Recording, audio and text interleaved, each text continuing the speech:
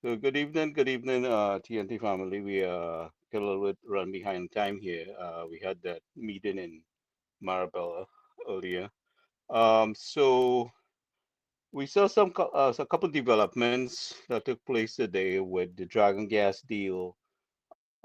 We saw also David Lee, deputy political leader of the UNC, being cleared on any kind of accusation. So we just want to touch base on a few issues. Very short program tonight. So I have with me here our friend Mr. Aljun. Aljun, welcome back to Yellow is the Code. And Thank you, Gary. you Nice to know, be back. uh, yeah. So my concern is that now that the Dragon gas deal is officially dead. What's your view on our economic situation? I mean, this is going to hit us pretty bad, especially with the Xiao Chong and Dr. Rowley and his PNM administration were banking so heavily on Dragon Gas and its revenue for economy. So, what's your thoughts on this situation? Where do we go from here? Well, Gary, it really is a sad, sad day for Trinidad and Tobago and for the economic future of Trinidad and Tobago. Sad day. But unfortunately, we can't honestly say that we didn't see this coming. This administration was warned repeatedly about doing business with a regime in Venezuela that was under the microscope, a regime that really had a lot of questions to answer and has been accused of all sorts of things and were under sanction by the United States of America, our main trading partner. Whether you like it or not, the United States remains Trinidad and Tobago's single largest trading partner. So unless you were blinded by some kind of emotion or something else, it was clear that this was not going to happen anytime soon. But the government kept insisting from day one that this deal would happen. And they kept feeding the nation a narrative which suggested that this was going to happen. When all other commentators were saying that this was a risky affair. And to compound issues and to make matters worse, while we were going headstrong and headlong into this deal, we were not at the same time having a plan B in place. So that if this failed, there was something that we could turn to. And there was a backup plan that would keep us going as a nation and as an economy. Unfortunately, we know from the pronouncements of the former Prime Minister, Dr. Keith Rowley, that he really despised that word called diversification. He mockingly said on one of his news conferences, all they could say is diversification, diversification, diversification. And he said it in a very mocking kind of way. So really that was not his priority. And they spent an enormous amount of money, time, and energy banking on this Dragon Gas deal, which now, for all intents and purposes, is dead. What does that mean for us? Well, like I said the last time we were on air, I reminded our listeners that the Prime Minister, on his return from his last trip, used these words. If Dragon Gas does not happen, our cuckoo cooked. So he I understood want very well. to, yeah, yeah. I want to. I see one person joining us here. Welcome, Carla. Where are you joining us from, Carla? Carla, are you hearing us? Carla? Okay, go ahead until she is ready. Carla, are you hearing us? Carla, welcome to the program. Are you hearing us? Uh,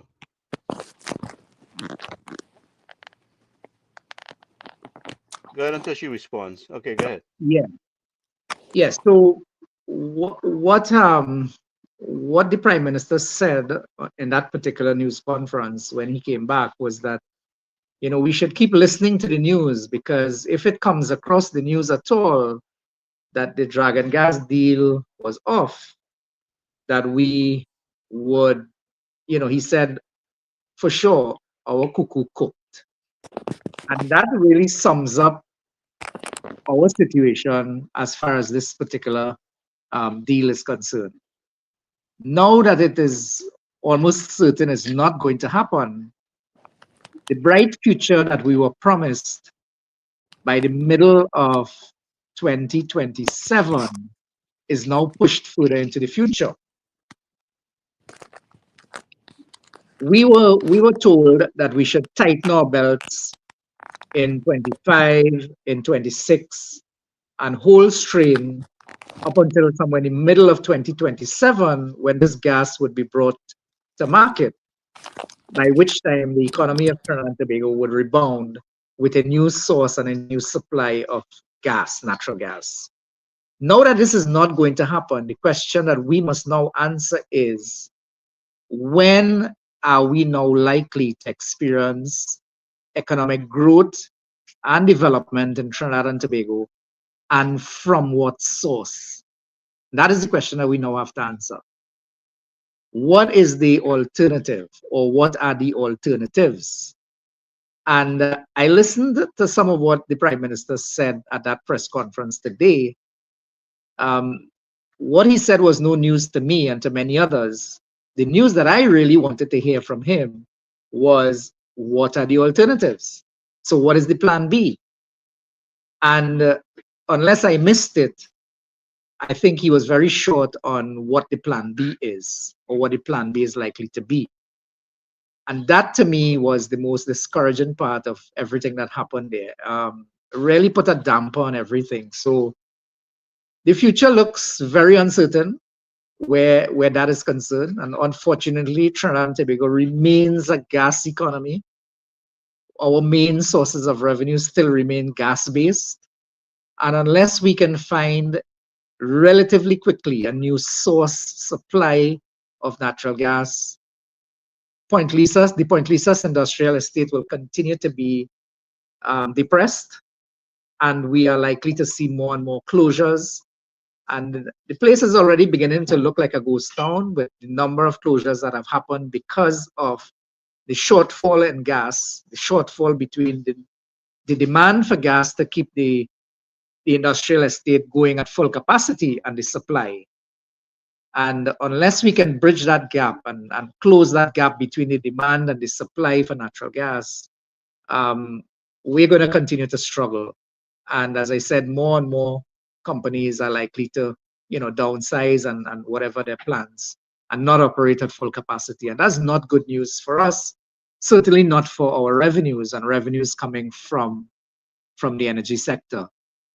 So I am not sure, and I'm waiting to hear what the alternatives are and how they plan to keep this economy going certainly for the next 3 years, because any new investment or any new initiative will take time before it brings any kind of tangible results for the people of Trinidad and Tobago. So I hate to be so negative about the whole thing, but it is the sad reality that we face, Gary.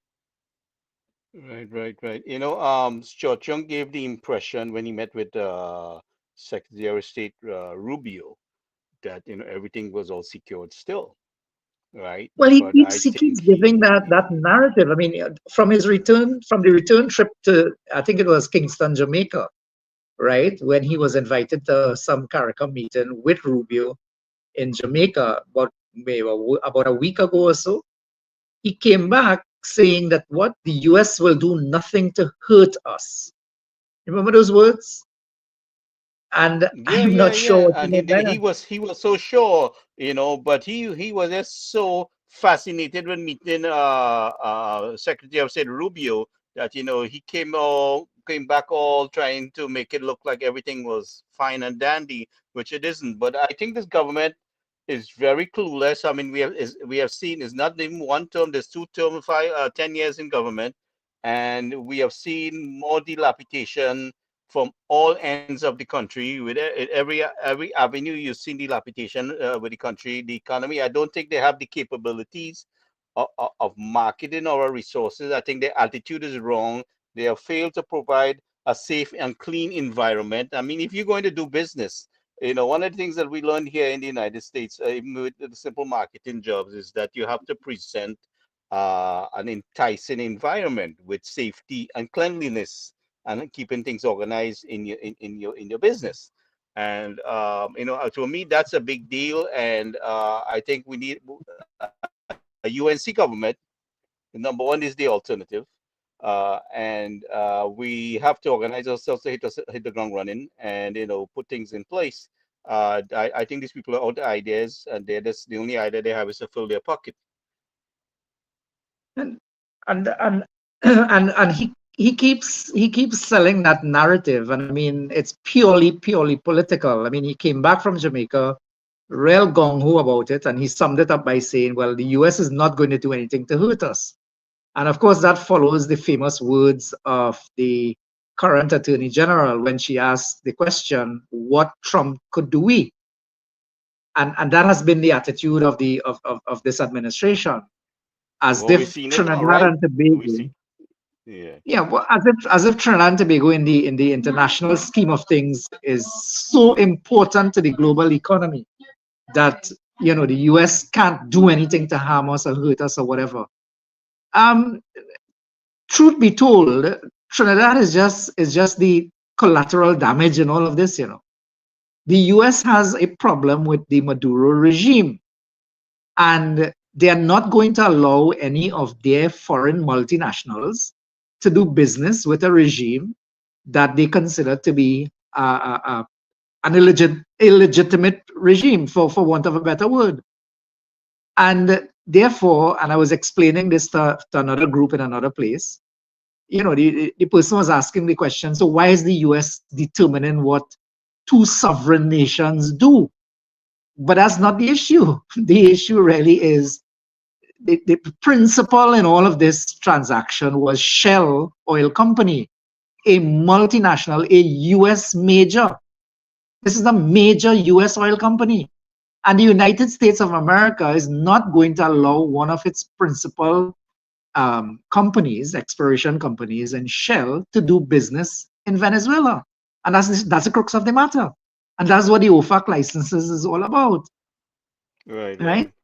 So Trinidad is just collateral damage in this whole thing.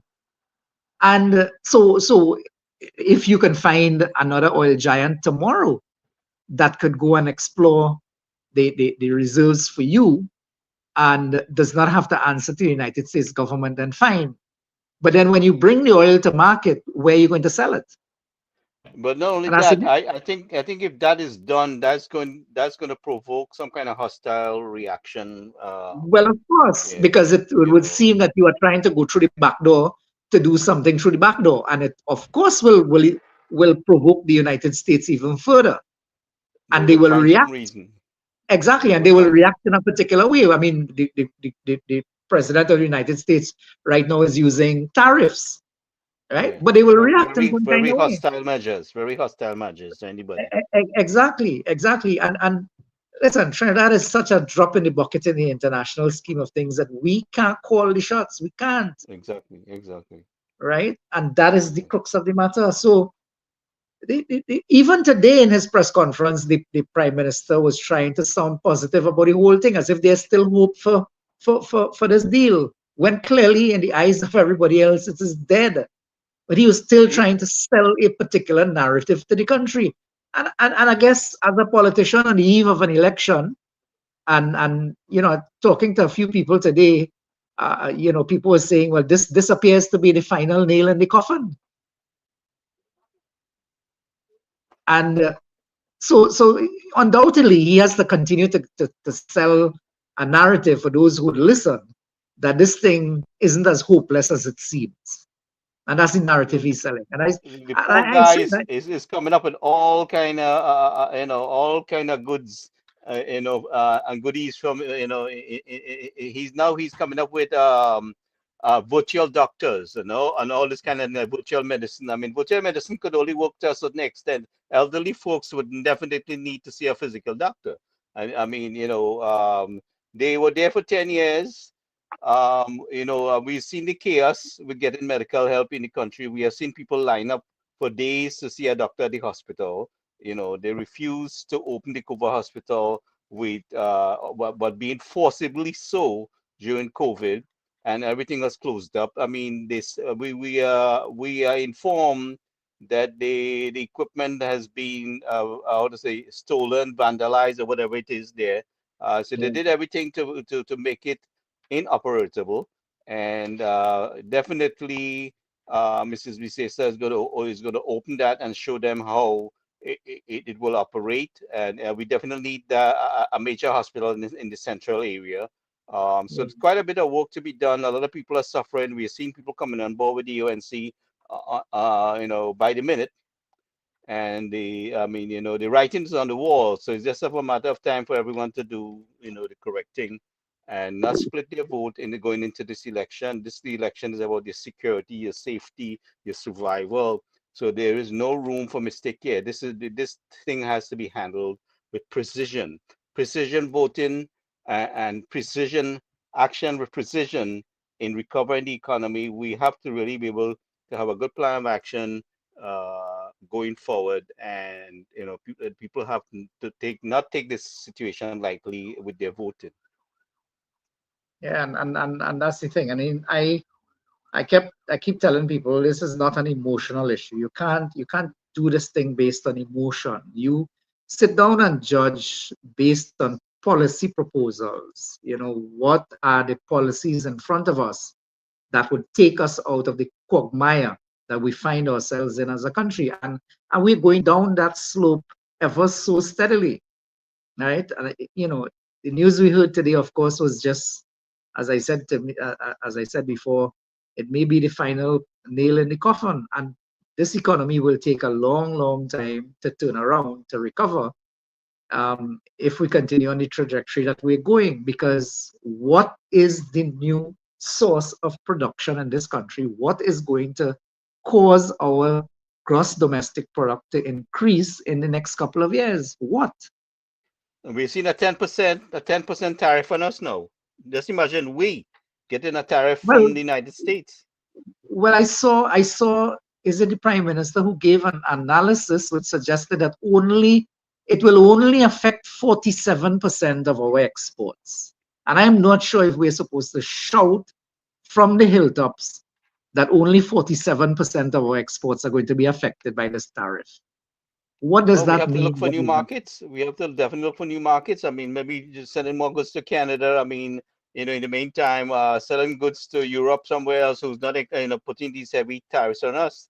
Yeah, But but we definitely have a lot of work to do, we keep talking about the size of Latin America, but we do and we're not nothing. utilizing it. We do We nothing, do nothing.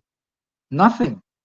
And there's a Ministry of Trade, Industry, and Commerce, or whatever that ministry is called, Total which waste. should have been spending the last 10 years looking for new markets. We are so close to Central America, so close to South America, all right?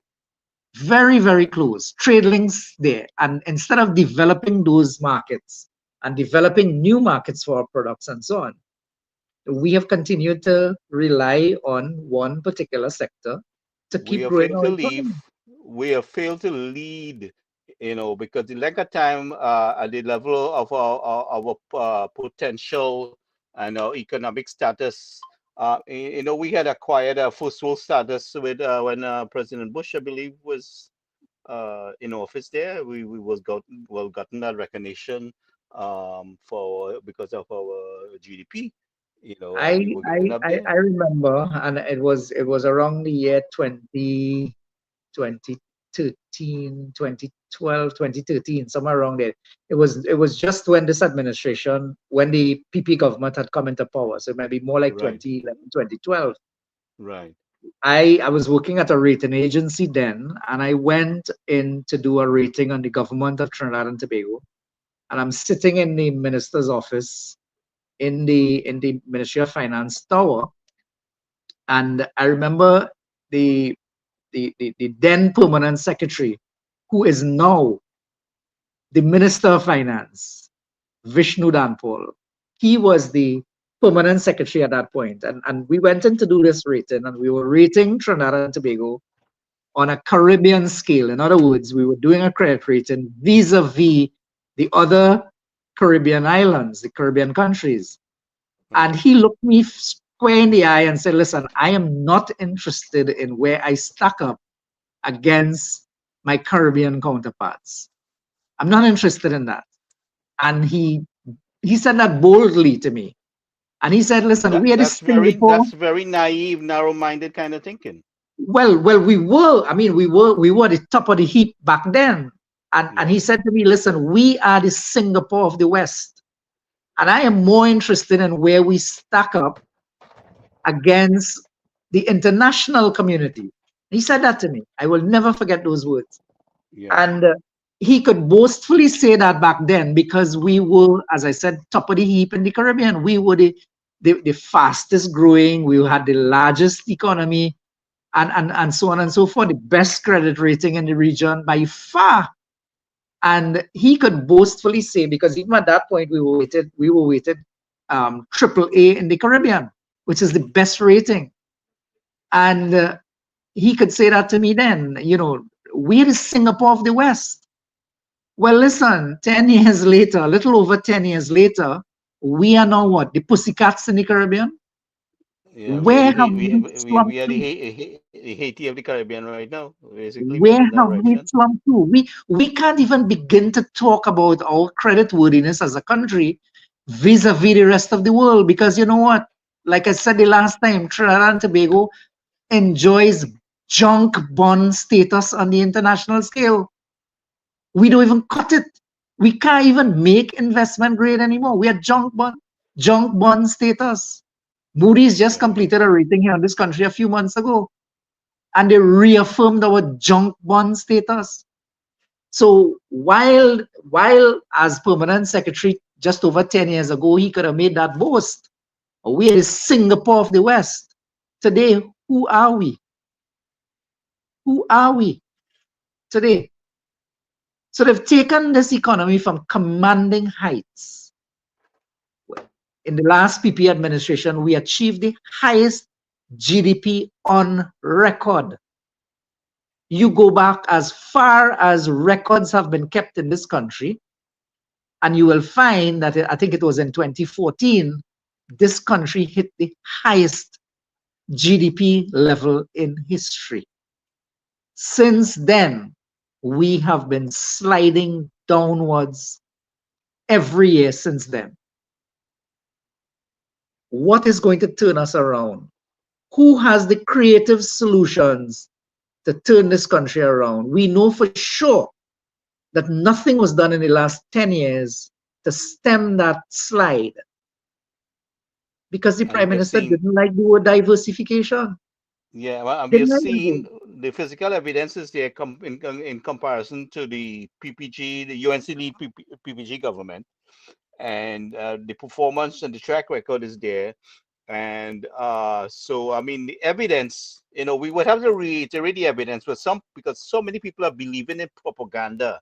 They are sucking up the propaganda and the truth staring them in their face. So I think, we have to keep reiterating until it sinks into people's head that, what kind of government is coming into place, what kind of government is waiting under Mrs. Bitsetsa.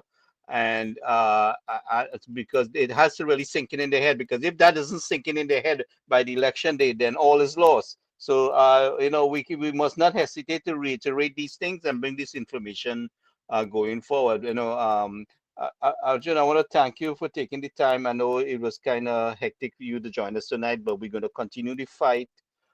Is there anything else you would like to bring forward before you go? No, I think we said we're gonna chat a little bit about this news that broke today, and I hate to be so pessimistic about the whole thing, but it is what it is, and I am not the only one, unfortunately. Right, And right, right. I in the next few days, I wait with bated breath to hear what the Prime Minister has as Plan B and Plan C, because there has to be something. We have to find creative ways to get this economy going again, and stop all the foolish talk and trying to sell us that all isn't lost. Listen, it's lost, it's done, it's dead. Let's move on and let's find creative ways. So within the last few days, I think it was yesterday, we heard, for example, that Sandals has renewed interest in Tobago, and that's good news. Once, of course, Sandals is going to come here and build their own plant, because Exactly. we What is the know, criteria? What I mean, what is our part of the responsibility? What is Sanders going to yeah, do?